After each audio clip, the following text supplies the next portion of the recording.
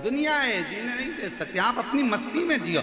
60 साल के हो गए, 65 साल के हो गए, 70 साल के हो गए, सोच के बैठ गए अब हमारा तो जीवन निकल गया, अब हमारा। अरे मरने की आखिरी घड़ी तक तुम्हारी जिंदगी में तुम्हारे चेहरे पर मुस्कुराहट होना चाहिए, तुम्हारी स्माइल होना चाहिए और तुम्हारा जीवन आनंदित होना चाहिए। आग लगे बस्ती में अपन रहो। और अगर कोई तुमसे कह भी दे तो वो एक डायलॉग मारा था ना, वो मुंबई के कलाकारों ने, बुढ़ा तेरा बाप। अभी कोई अपन बुजुर्ग है। शिव को पाने की कोई उम्र नहीं है, शंकर को पाने की कोई आवश्यकता नहीं, शिव को पाने की कोई उम्र नहीं।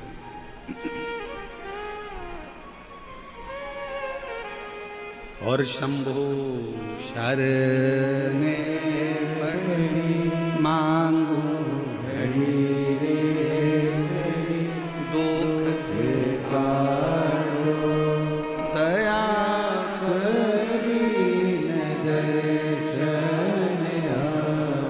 अब रहनु भगत ने विचार करा, ठीक है मम्मी माता पिता मेरे लिए जल लेने गए हैं, बैठा है शिव की भक्ति में, शिव की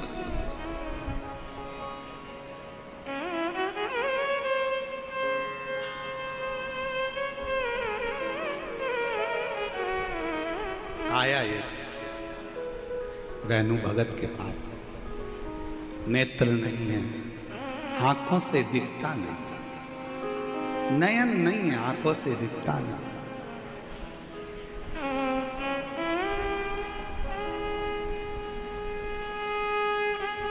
नेत्रविहीन है, देख नहीं सकता।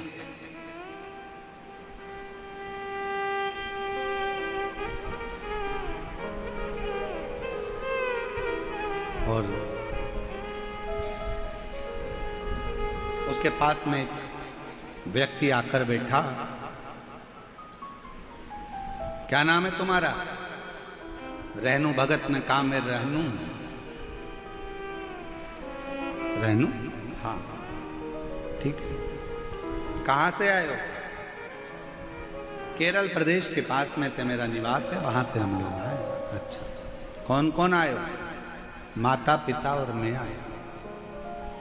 तुम्हारे नेत्र नहीं है, तुम भगवान शंकर के इस 12 ज्योतिर्लिंग में से मूल ज्योतिर्लिंग मल्लिकार्जुन का दर्शन नहीं कर सकते, फिर क्यों तुम्हारे माँ बाप यहाँ लेकर आ गए? रेणु भगत ने कहा मैं नहीं देख सकता तो वो तो मुझे देखेगा, बस इसलिए आए। कई लोग आते हैं, कोई गंगा जल लाता है, कोई बेलपत्र लाता है, कोई कुछ लाता है, कोई कुछ लाता है। तुम शंकर जी के लिए क्या लेकर आए?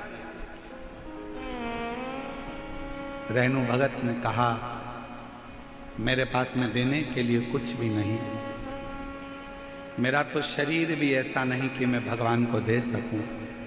हाँ ये जरूर है कि मेरे माता पिता कुछ लेने के लिए गए हैं शंकर जी को देने के लिए, आते होंगे। माता पिता आए, पास में वो व्यक्ति बैठकर बात कर रहा था। माता पिता ने हाथ जोड़कर, उस समय की गाथा है जिस समय कोई दुकान या व्यापार नहीं होता था, केवल शिवलिंग होता था, कोई व्यापारिक दृष्टिकोण नहीं था। मेरे पास देने के लिए माता पिता ने आकर कहा रहनु हमारे पास देने के लिए कुछ भी नहीं, शिव कुछ भी। मां कुछ तो दूं मैं बाबा, एक काम करो ना मां,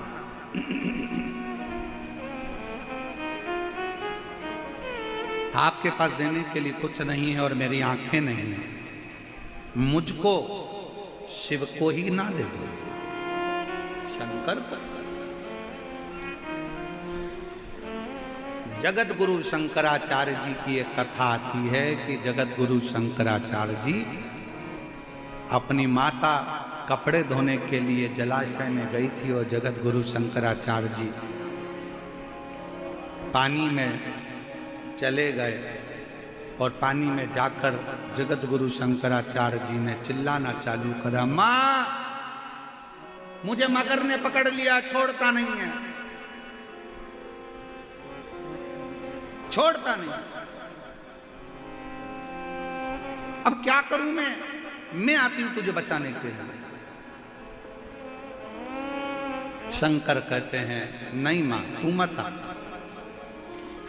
अब मैं जा तो रहा हूं ना मां, मगर मुझे छोड़ने वाला नहीं है, तो तू एक काम कर कि मुझे शंकर को ही, मुझे तू शिव जी को दे दे।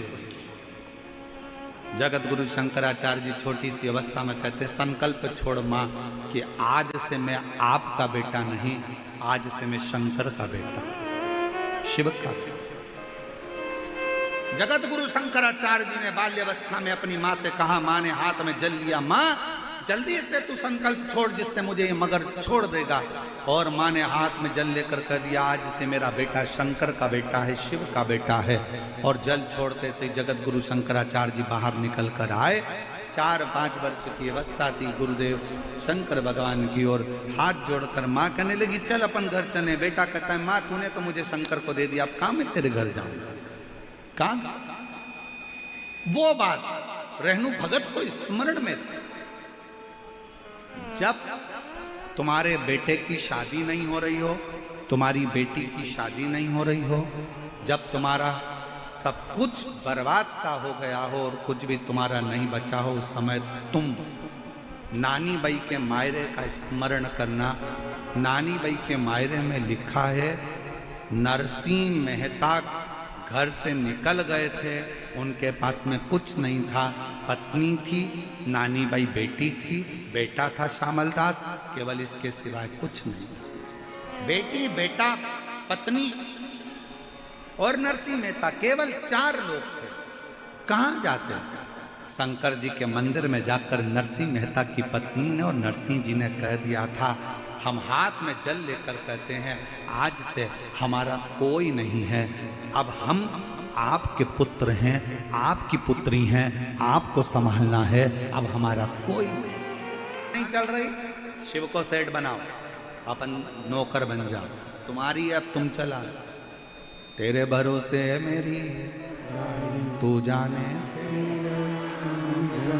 हमारा है ही नहीं। किसका है? शंकर जी।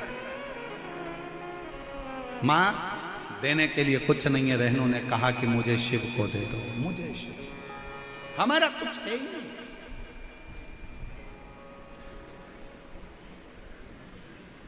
यहां पर एक पानी पिलाने वाली कोई संस्था ने लाखों लाखों बाटल बुलवाकर लोगों को पानी पिलवाया। छोटी छोटी बाटल बांटते रहे, समिति तो बांट ही रही थी, साथ में वो बांट।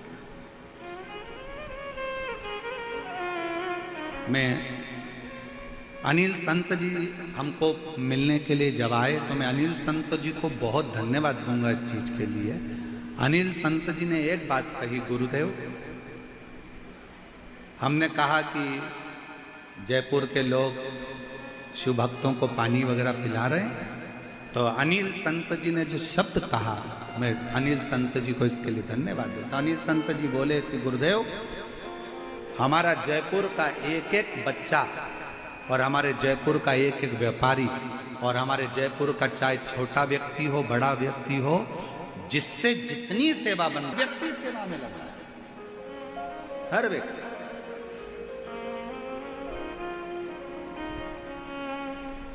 छोटा है बड़ा है, कोई ने चाय पिलाने का स्टॉल लगाया, सुबह से लेकर रात तक चाय बिस्कुट टोस्ट जो उससे बन सकता था, 1 मिनट के लिए उसने बंद नहीं करा। पानी बांटने वालों ने पानी बंद नहीं करा, खिलाने वालों ने खिलाने की कमी नहीं रखी। इतनी कृपा, बहुत बहुत जयपुर वालों, गजब की तुम्हारी भक्ति है जो तुम लोगों ने इतनी सेवा की। धन्य साधुता, साधु। और यहाँ की सरकार को, यहाँ की प्रशासन को, पुलिस प्रशासन को, यहाँ के आईजी, डीआईजी, कमिश्नर, यहाँ के कलेक्टर, यहाँ की एसपी, एसएसपी, एसडीएम, तहसीलदार, टीआई, यहाँ के एक एक पुलिस कांस्टेबल को मैं धन्यवाद दूंगा।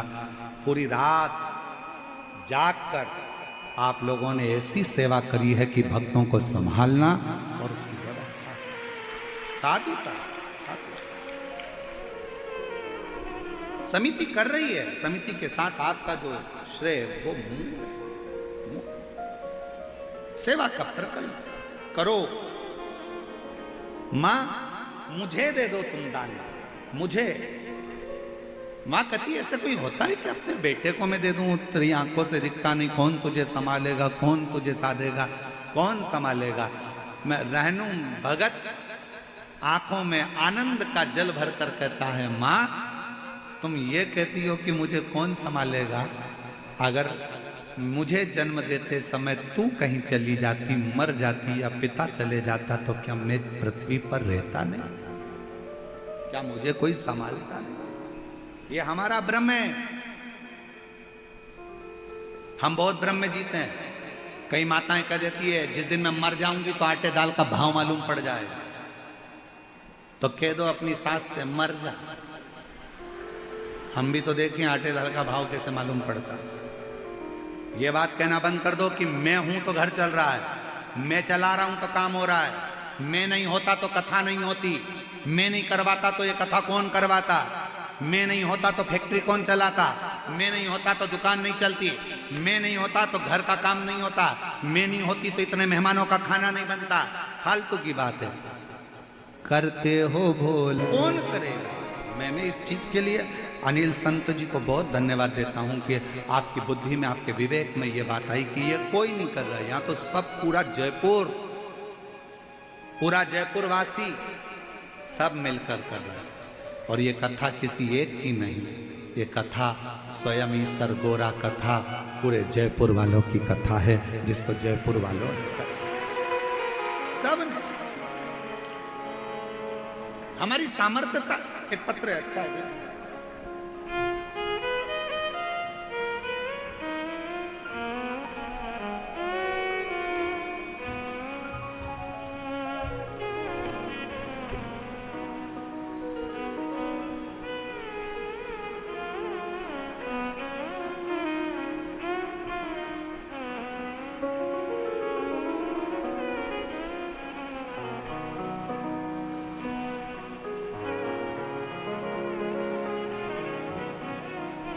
एक पत्र अच्छा भेजा है किसी ने। तेरी आंख नहीं है, कौन तुझे संभालेगा, कौन तुझे जानेगा, कौन तेरा स्मरण करेगा, कौन तुझे जानेगा। नहीं भाई, शिव कथा कहती है जिसने जन्म दिया है उसने सब दिया है।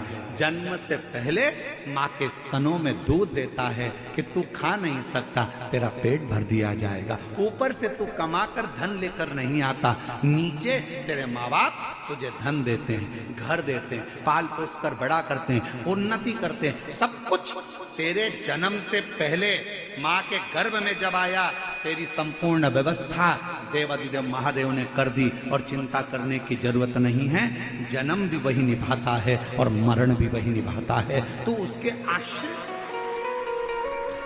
तू उसके आश्रित।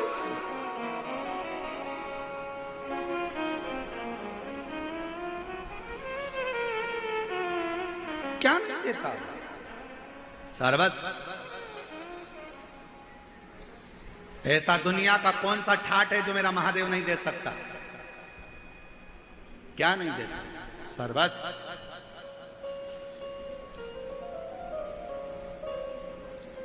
तो क्यों चिंता करे? मां मुझे दे दे मल्लिकार्जुन को। रेणु भगत को मां ने हाथ में संकल्प लेकर रोती हुई मां अपने बेटे की जिद के आगे हार गई। रेणु को दे दिया, मल्लिकार्जुन को। बाहर बैठा रहता, लोग उसको नेत्रों से विहीन जानकर भीख देकर चले गए। उसको भिखारी समझते, भिक्षुक, उसको भिखारी समझ रहे, भिक्षुक समझ रहे, भिखारी।